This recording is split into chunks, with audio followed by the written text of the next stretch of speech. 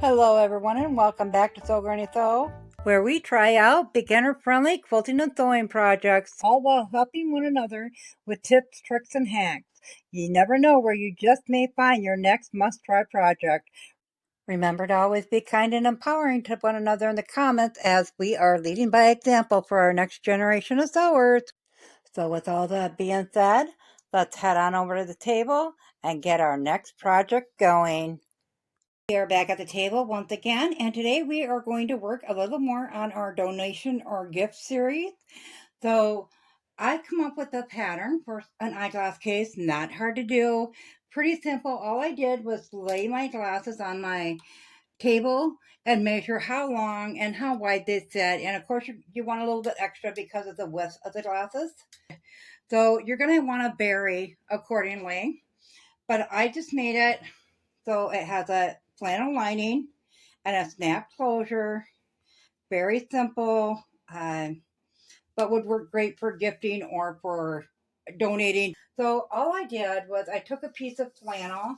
When I measured mine out, this one was done with 14 inches, and I wish this black was a little bit longer because by the time you snap it, it's fitting really tight as far as the length.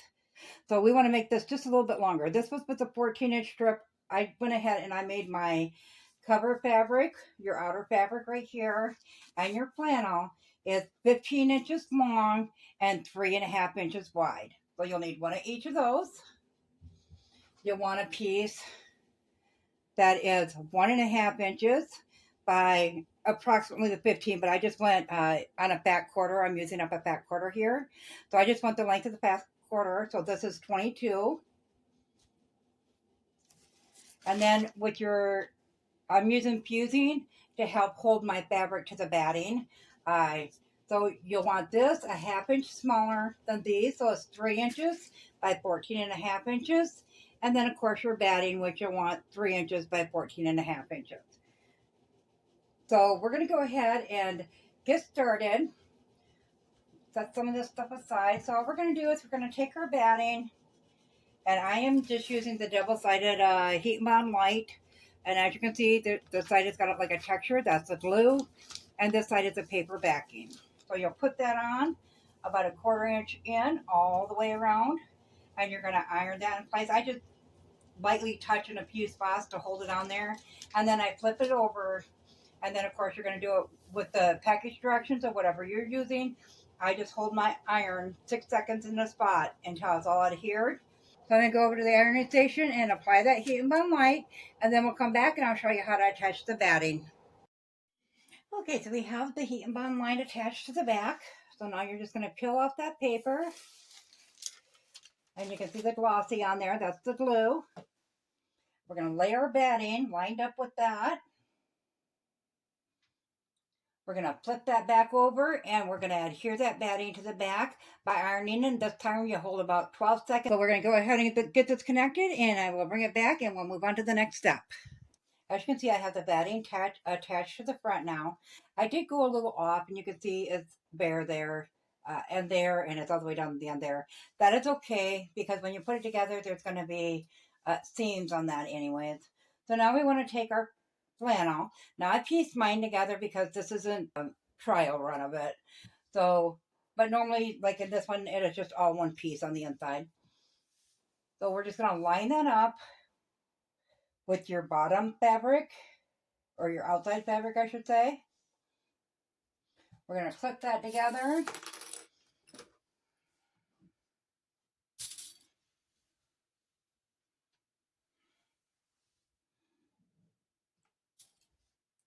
And once we got it all clipped, we're going to bring it to the sewing machine and we're going to sew right along here. What I do is I take my needle and I put it as far left as it can go, and I line up my foot with the edge of the right edge of the foot with the right side of the fabric, and I sew a line, and then I just keep lining that edge up with the right side of my foot, and I do 4 lines at each end. I'm going to go ahead and get those lines stitched in there, and I will meet you back here.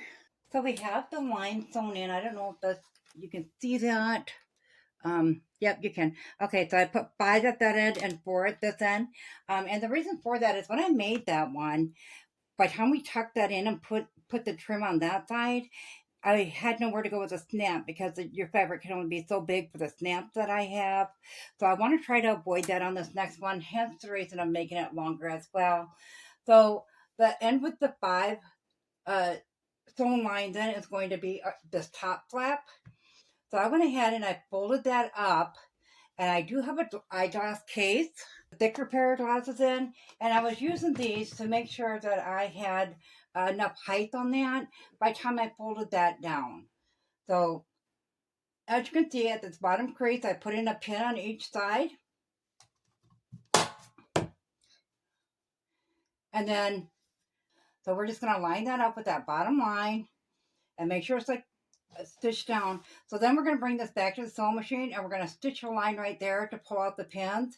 And then we can remove all these clips off there because the fabric won't shift in the middle as we're doing anything else with it. So we're going to bring this to the ironing station and we're going to iron that down just 1/4 of an inch. So we can attach it to that. So we're going to go ahead and get this ironed up, get the stitching on this, and I will meet you back here. So we have that center line stitched in there. So when we fold this up, as you can see, it will, well, it won't now because I got this flex on there, but it folds down nicely and gets plenty of room to put a snap in there without going through a double piece of this. And our trim that's going to go around the outside edge, it's here. I already did you just make it up like a binding, turn it in 1/4 inch and iron it on both sides and then put it in half. So that's over here cooling. We're going to go ahead and sew. I just folded this top. So I took the back of the flannel and I folded under at the top edge that will be on the outside, which will be this part right here.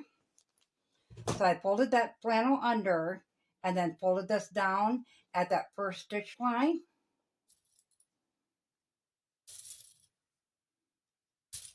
And clip that into place. And we're going to bring that to the sewing machine and we're going to set our zigzag stitch on a very small stitch with a little bit wider width. As you can see, it's just like this one here is. So we can get that attached without the ends popping out at all. So we're going to go ahead and stitch that down. We're only going to do it on the bottom. This one I did both on the bottom and the top, but all that stitching I'm finding is not necessary. So we're going to go ahead and just stitch that on the bottom. So I'm going to go ahead and get that done. Along with stitching that, I want to make, instead of a flat flap on this one, I want to do kind of a down, kind of like an envelope. So we are going to have to mark where we want our envelope top to go to because we do have to wrap that trim around it. So I don't want any sharp corners. So we're just going to make it kind of a rounded.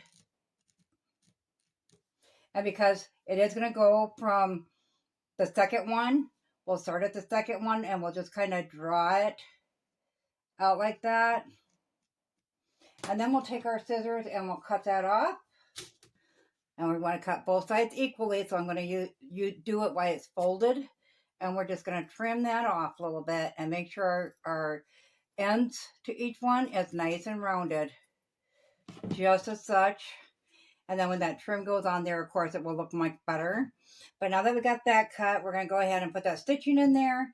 And then I will meet you back here. So we have that stitching on it, and I did forget to mention when I do mine, I like to go through with a smaller stitch, such as 1 for the stitch length and then 2 for the stitch width, and then I'll go back over it with a 3, just to make sure that we get both edges in there, both the top and the bottom. Then you can just take your scissors and clean that up however much you need to do. All cleaned up. We are now going to put our trim on. We're just going to line those edges up like this. Now, if it goes a little awkward, which it may, you can see that I have some flannel sticking out on this side. That's perfectly fine. We can just trim that up.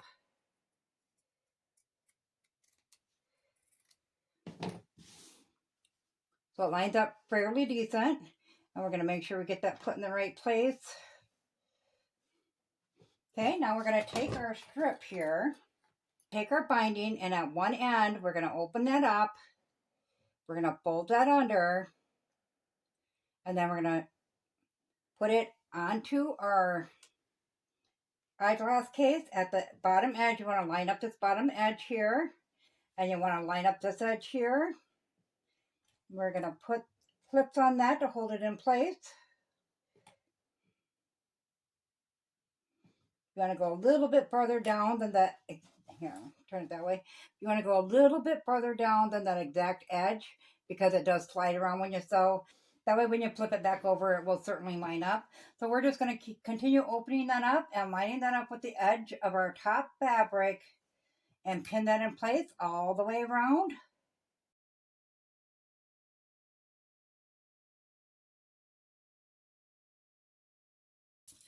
Okay, I'm going to put 2 in a row here because when we get down to here, we're going to leave that, put that on that extra clip.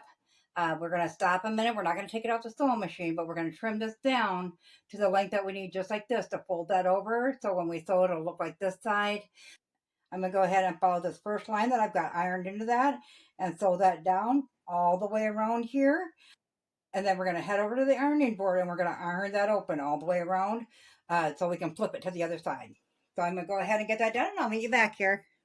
So I did get this one sewn on the front. I did forget to mention, after I sew that straight stitching on that 1/4 inch mark that we ironed into it, I do go over it with a zigzag stitch. And at the tip here, you'll want to snip your fabric so it lays flat before doing that. So I just put a few snips in along the way. So once we have that done, we're going to flip it to the back side, and then we're going to go ahead and get that ironed flat. So it lays nice and flat when we flip it over. So I'll get it ironed up and I'll meet you back here. Okay, now that we have it ironed flat on that side, we're going to go ahead and start in the middle. And you're going to have to feel on this one because it kind of has that curve in there. So you're just going to fold that down and pin that into place. Or in my case, I'm using clips, but you're going to clip that into place. And you're just going to keep doing that all the way around. Now you're going to have some bulk on here because it is a curve. So you're going to work that in as you're sewing it down. If you're looking, you can see that I have that line of stitching right there. And you want to make sure that that fabric goes over that line of stitching. So I'm going to go ahead and finish pinning this in. So we're going to go ahead and stitch along here right at this very edge of this trim. So I'm going to go ahead and get that stitched on and I'll meet you back here. So we have all this sewn together now, as you can see. So I was going to show you a little bit. When I did the snap, as you can see, it's a little bit crooked on there. And I wanted to make sure I got it pinpointed right this time. So all I did is I folded it down to where I needed. I can get those back here. And then I just flipped this up to this last stitched line on here. And I just lined it up with that one. And I just lined it all the way through like this, put a pin all the way through, pulled this back up, and then put another pin in right where the hole was from the last one. So we got them 2 spots marked. Now at this point, you can add a snap as I did in this one, or you could put a button if you wanted to sew a loop on there instead. However you want to do it, or you could just put a strap from there to there when you're sewing this trim on, and then they could just tuck it underneath the strap. However you want to do it is perfectly fine. I'm going to go ahead and put a snap on in the same color I used as the last one. So I'll get that done and then I'll bring it back here and let you see the fully finished product. So we have it all finished up now. So as you can see, this one lines up a lot better than this other one did. So I'm going to go ahead and put a pair of glasses in there.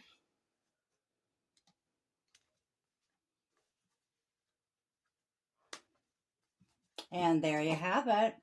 So we are going to do a part 2 to this video where we use up the rest of the fat quarter we're working on. So far we've gotten 2 eyeglass cases.